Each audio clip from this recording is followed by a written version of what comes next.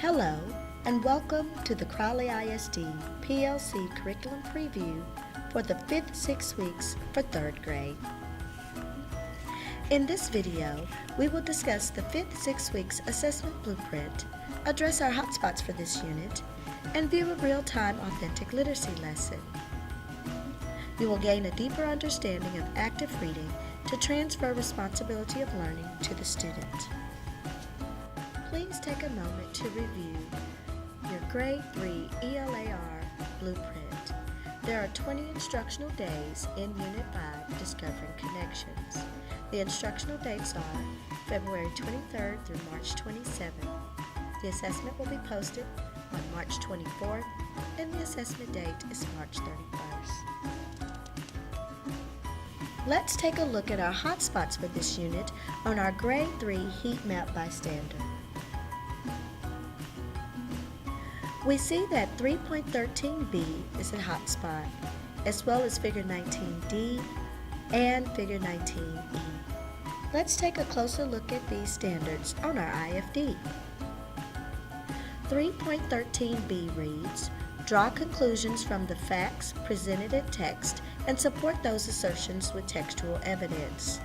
In this standard, drawing conclusions is described as a form of inference in which the reader gathers information, considers the general thoughts or ideas that emerge from the information, and comes to a decision. The conclusion is generally based on more than one piece of information. The student must be able to gather information and determine its importance. This is an active reading skill. Next, 3.8 reads, student understands, makes inferences, and draws conclusions about the structure and elements of fiction, and provide evidence from text to support their understanding. Note the levels of inferences students need to make, and that this standard will be assessed with Figure 19d and e. Figure 19d is built into the knowledge and skills statements for fiction, nonfiction, literary nonfiction, poetry, and drama. Summarize information in text, maintaining meaning and logical order. Note that students may be required to summarize in multiple genres, including drama, literary nonfiction, expository text, and fiction. One best practice we'll look at today is teach reading as thinking. Reading is a cognitive process, an active, constructive, creative, higher-order thinking activity that involves distinctive thinking strategies before, during, and after reading. Another best practice we'll look at today is giving students daily opportunities to talk about their reading. These two best practices are critical components of an authentic literacy lesson. Let's look at the 4 components of an authentic literacy lesson. They are read, annotate, discuss, and write. Let's see an authentic literacy lesson in action. So after we do the small group brainstorm, I ask them to come prepared for Text Talk Time. And Text Talk Time is a discussion structure that I created in order to give the kids an opportunity to talk about a text that we had been reading during the week. It's an opportunity for them to call the shots and to discuss what they were thinking when they read the text. And it's also an opportunity for me to ask questions that challenge them and that I'll later expect them to respond to in writing. Before we get started, I want to go over the expectations like we do every single time. One person speaks at a time. And lately, remember, we've been kind of talking about how sometimes we get excited and we all start joining in and blurting out, and that's okay every once in a while. That happens in normal conversation. But we just remember that if I call for the zero noise signal, that we're all going to come back as a group and hear one person. Listen carefully to the speaker, right? You don't know if you're adding something if you're not listening to what someone else said, right? So you need to listen carefully. And use hand signals. So 2 fingers if you have something to add onto what somebody has already said, and thumbs up if you have something new to say. I use a strategy of hand signals in order to promote active listening. I also use hand signals to help me facilitate the conversation. Oh wow, lots of thinking. This strategy has been really effective because raising your hand wasn't enough. It gives students an opportunity to show me that they have something to say. Phineas, you have something new to say, looks like. Okay. I have 2 questions. Pose them to the group. Okay, so the first one is, what happened to the ship after they left? The ship that was gonna come and they waited? Can we go to that part? Do you know what page it said that on so we can... I think. Well, we heard that in the beginning that. For the first 20 minutes of the conversation, I'm just choosing students and trying to give turns to an equal number of students from different parts of the circle. I'm the facilitator in this discussion. Natalia, you have something to add? It's also on Sacagawea. It was hard probably for her because she had her baby with her.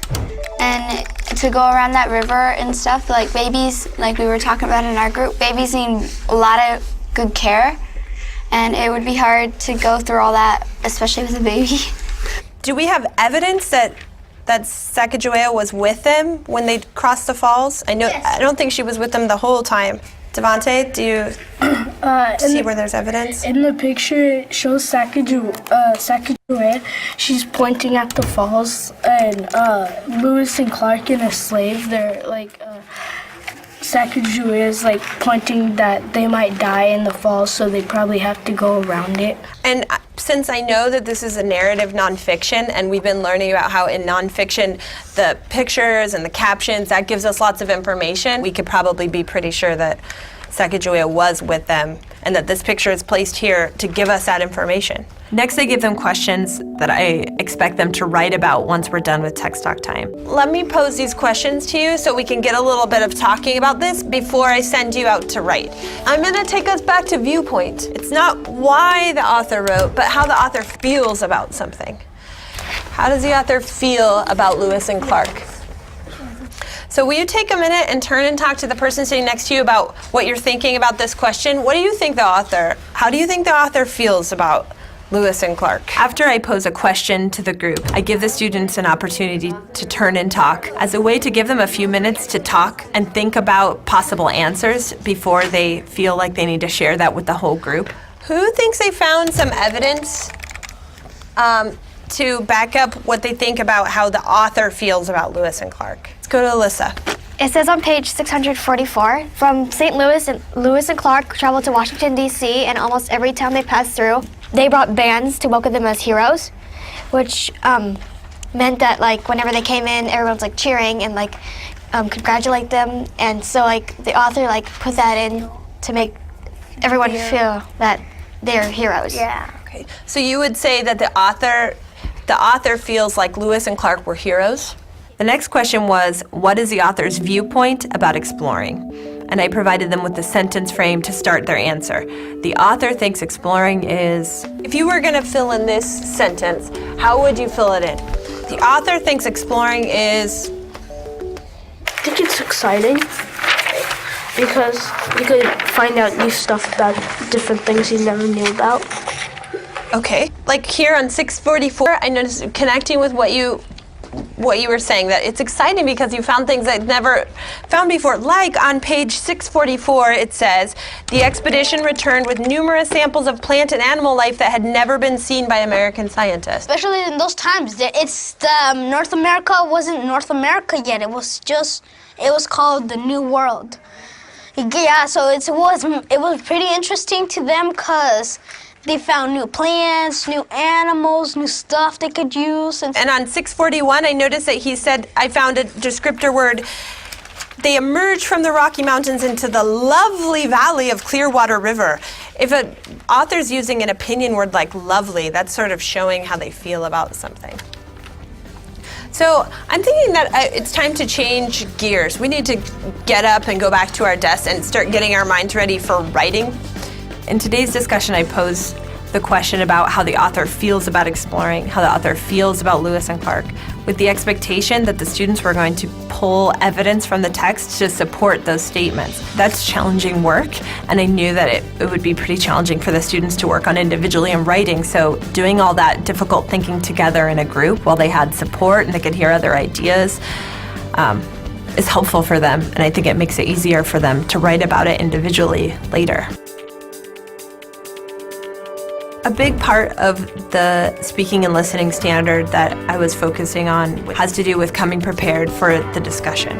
So I wanted to give my students ways to share their thinking, and one strategy I used was giving them a Post-it to record that thinking so that when it came time to actually discussing the text, they had evidence or remembered what it was that they were thinking when they read. On page 639, I predicted that the Shoshone tribe will try to find Clark and the rest of the crew, and my prediction became true.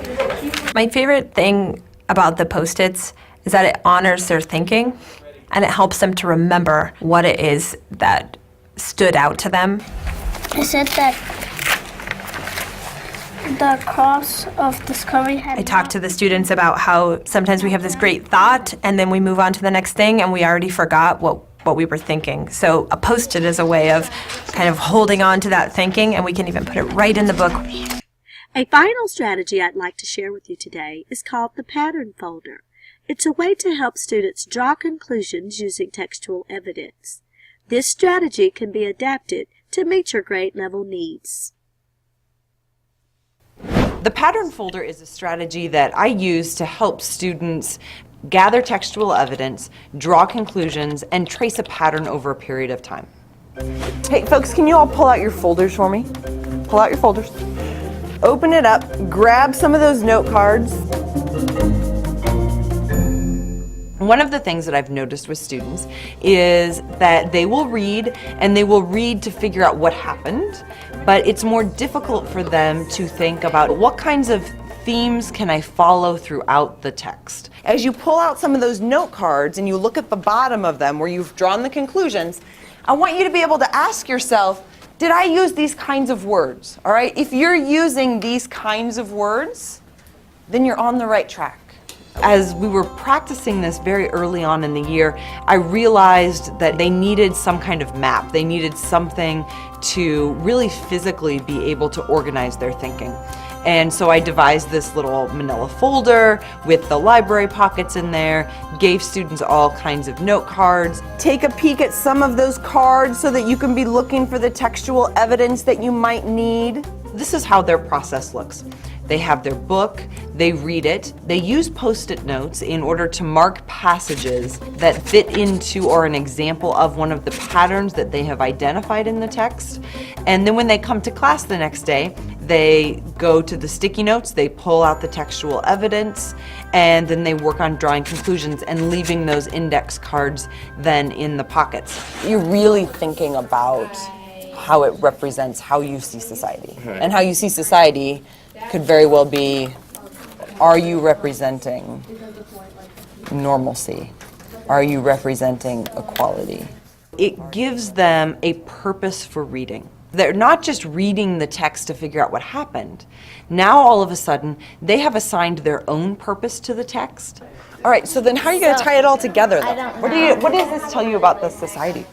I don't know. It's hard to be different. I agree. There's so many rules that they have to follow. It's a great formative assessment tool for me. At the end of every day or every class period, I can go into the folders, I can take a peek at them.